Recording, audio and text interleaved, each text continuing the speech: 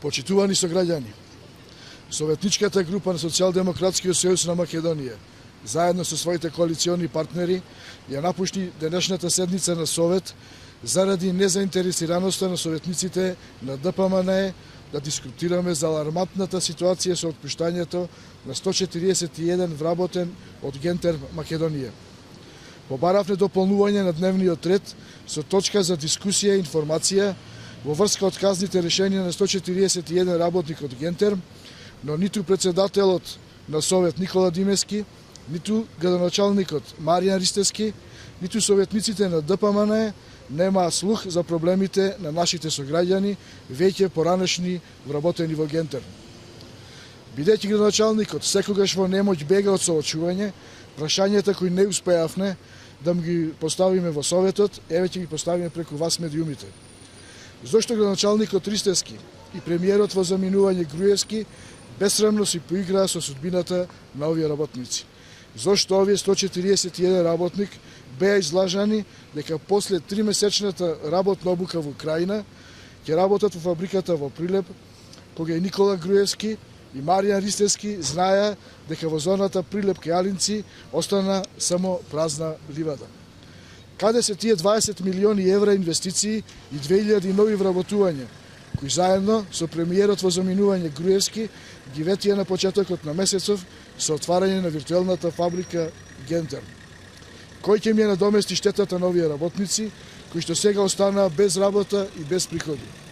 Знае ли Маријан Ристевски дека помеѓу овие 141 отпуштен работник има и бремени жени, кои што сега се оставени без здравствено осигурување? Воедно користиме приликава да го прашаме и нивниот сопартиец во парламентот, пратеникот Димитар Стевананџија, за манипулациите од парламентарната говорница и дали чувствува одговорност да им се извини на граѓаните и на вработените од Гентер. Виртуелниот свет на Никола Груевски и неговите дил-ориентед политики секојдневно ги осиромашуваат луѓето од целата Република Македонија.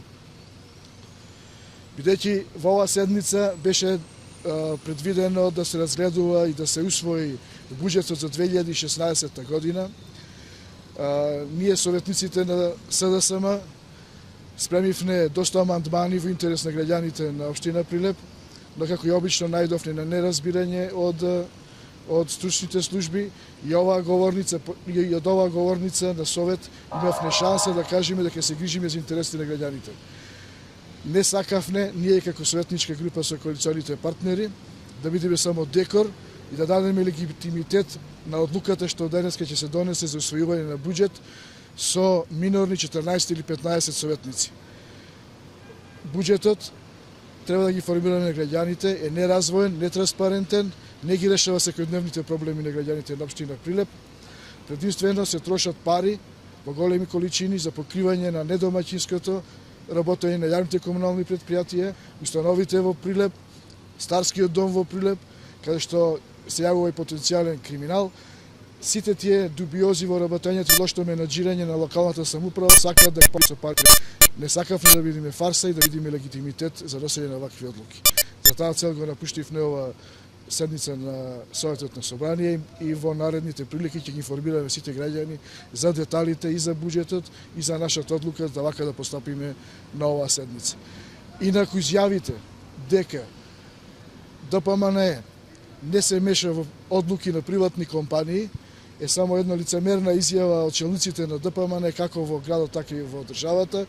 На сите ни се познати изјавите по медиуми, големото фалење на Груевски за 2000 вработувања со отварање во Гентер, за нови инвестиции и развиток на економската зона.